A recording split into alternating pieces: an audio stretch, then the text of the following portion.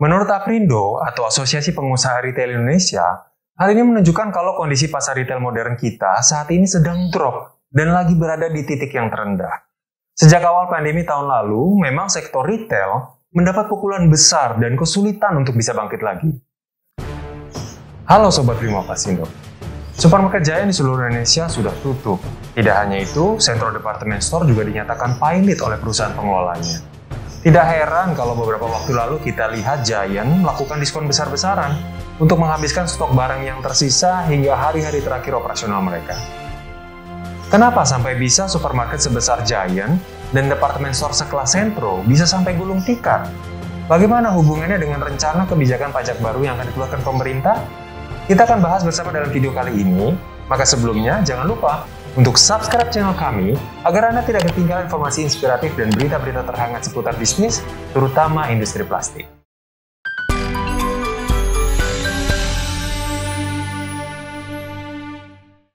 Seperti apa sih sepak terjang Giant di Indonesia? Kisah bisnis supermarket Giant sebenarnya berasal dari Malaysia yang kemudian diboyong ke Indonesia oleh Hero Group dan awalnya menggunakan model bisnis minimarket pada waktu awal dibuka gerainya di Indonesia. Baru pada tahun 2002, Giant melebarkan sayap ke segmen hypermarket dan membuka gerai besar pertamanya di Villa Melati Mas, Serpong, Tangerang. Dan dari situlah Giant dan Hero terus berkembang sampai punya 43 gerai hypermart, 130 gerai supermarket, dan memperkerjakan lebih dari 13.000 orang pada tahun 2012. Di tahun berikutnya, tahun 2013, branding Giant semakin dipertajam lagi dengan mengubah konsep dan gerai hypermarketnya dengan nama Giant Extra dan gerai supermarketnya yang lebih kecil menjadi Giant Express. Dan langkah ini terbukti berhasil membawa Giant Extra menjadi pemimpin pasar harga murah dan produk lengkap untuk memenuhi kebutuhan bulanan pelanggannya. Sementara Giant Express juga berhasil jadi pemimpin pasar di segmen yang sama tapi untuk kebutuhan mingguan.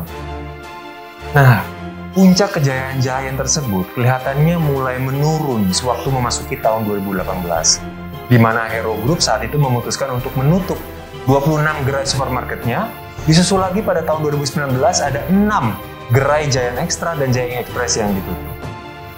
Pihak Hero Group-nya sendiri menyatakan bahwa hal ini terpaksa diambil karena adanya peningkatan persaingan dan juga perubahan pola belanja masyarakat. Sempat heboh juga saat ke-6 gerai Giant itu ditutup pada tahun 2019 lalu.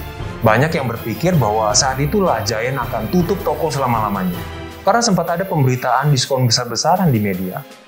Tapi ternyata Giant sempat bertahan lebih lama, bahkan sempat masuk dan diterpa hantaman pandemi, dan baru resmi tutup Mei 2021 ini. Apa yang bisa kita lihat dari tutupnya Giant ini? Menurut Aprindo atau Asosiasi Pengusaha Retail Indonesia, hal ini menunjukkan kalau kondisi pasar retail modern kita saat ini sedang drop dan lagi berada di titik yang terendah.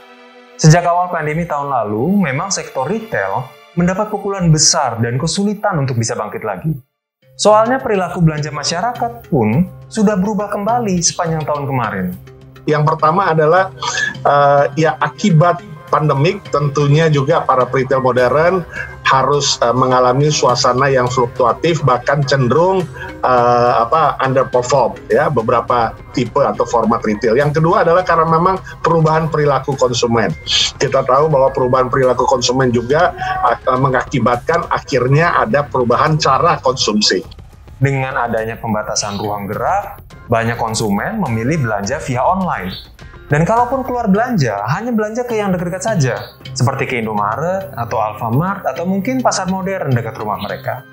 Daripada ke satu toko besar yang ada semuanya seperti Giant dan Centro, banyak konsumen lebih memilih mengunjungi specialty store yang khusus menjual barang tertentu saja yang memang mereka butuhkan saat itu untuk mengurangi kontak fisik dan kerumunan.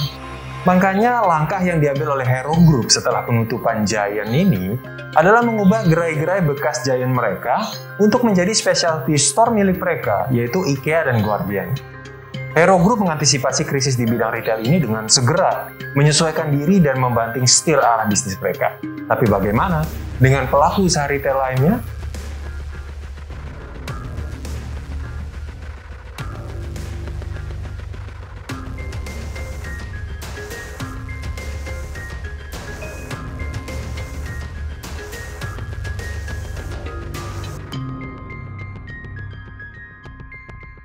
Kebanyakan pelaku usaha retail modern berharap pemerintah bisa turun tangan, membantu agar jenis bisnis ini tidak kolaps lebih jauh lagi dengan memberikan insentif khusus di sektor ini, entah dalam bentuk keringanan pajak atau apalah. Karena menurut mereka, selama 15 bulan sejak pandemi ini dimulai, tidak ada insentif apapun yang diberikan kepada para retail modern ini. Padahal untuk industri otomotif, pemerintah memberikan potongan pajak penjualan barang mewah atau PPNBM untuk mobil baru. Dan untuk sektor bisnis properti pun, pemerintah memberikan pembebasan pajak penjualan atau PPN. Makanya, para pelaku usaha retail modern ini berharap pemerintah bisa memasukkan sektor bisnis retail sebagai salah satu sektor prioritas dan mendapatkan alokasi dana pemulihan ekonomi nasional atau PEN agar banyak retail modern tidak terpaksa harus menyusul Giant. Masalahnya, pengeluaran pemerintah selama pandemi ini berlangsung juga luar biasa. Bahkan posisi utang pemerintah pada kuartal pertama 2021 ini saja dilaporkan menembus 6.445,07 triliun rupiah. Dan dari mana lagi pemerintah akan mengumpulkan dana untuk menutupi utang ini kalau bukan dari sektor pajak? Makanya berbalikan dari harapan para pelaku retail, pemerintah malah berencana menaikkan pajak pertambahan nilai atau PPN dari yang tadinya 10% jadi 12%, yang menurut banyak pelaku usaha retail justru akan semakin membebani pedagang dan pembeli. Apalagi sembako juga rencananya akan dijadikan objek pajak. Hal ini jelas mendapat tentangan dan penolakan keras dari para pedagang pasar. Karena walaupun ekonomi sekarang ini kelihatannya sudah mulai bergerak positif dan vaksinasi juga sudah tengah berjalan, tapi daya beli masyarakat pada umumnya dinilai masih belum terlalu kuat. Ditambah lagi pemerintah dinilai belum mampu mempertahankan stabilitas pangan selama beberapa bulan terakhir ini. Jadi banyak pelaku bisnis retail merasa pesimis dengan keputusan pemerintah tentang PPN ini.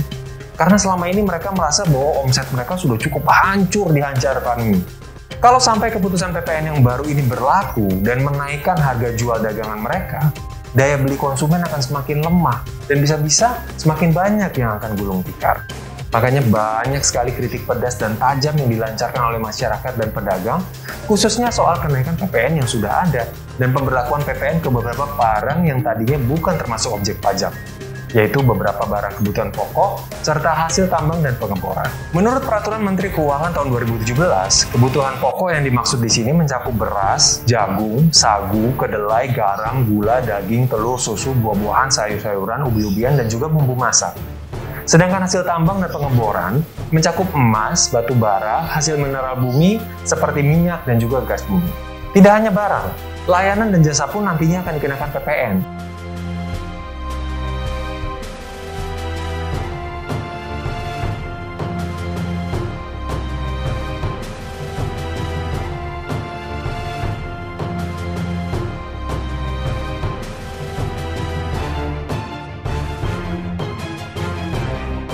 Memang mau tidak mau ini adalah pil pahit yang harus ditelan untuk bisa mengejut penerimaan negara. Makanya tidak hanya PPN, Menteri Keuangan Sri Mulyani pun berencana memperluas jumlah wajib pajak melalui program tax amnesty dan memberlakukan pajak baru untuk orang kaya. Nah, menarik ini program yang kedua. Karena sebenarnya saat ini ada 4 lapisan golongan tarif pajak yang berlaku untuk PPH atau pajak penghasilan pribadi. Yaitu golongan pertama untuk orang dengan pendapatan 50 juta atau kurang, yang dikenakan PPh sebesar 5%. Golongan kedua untuk orang dengan pendapatan 50-250 juta, yang dikenakan PPh sebesar 15%. Golongan ketiga untuk orang dengan pendapatan 250-500 juta, dikenakan PPh sebesar 25%. Dan golongan keempat, yang terakhir, untuk orang dengan pendapatan lebih dari 500 juta, yang dikenakan PPh sebesar 30%. Tidak ada perubahan presentasi PPh untuk keempat golongan ini menurut Sri Mulyani. Tapi akan ada golongan baru untuk orang-orang dengan pendapatan di atas 5M yang akan dikenakan PPh sebesar 35%. Pajak baru untuk golongan orang-orang super kaya di Indonesia. Pajak kekayaan atau wealth tax ini memang sudah dilakukan oleh banyak negara lain di dunia untuk meningkatkan penerimaan negara di masa pandemi ini. Dan langkah ini memang diusulkan untuk diterapkan oleh IMF dan OECD. Apakah kebijakan ini akan efektif meningkatkan pemasukan negara? Kalau kita lihat dari survei yang dilakukan oleh Knight Frank Wealth, ada sekitar 21.430 orang di Indonesia yang memiliki kekayaan di atas 1 juta US dollar atau 14,3 T rupiah pada tahun 2019 lalu. Padahal di tahun 2014, jumlahnya hanya mencapai 14.730 orang saja.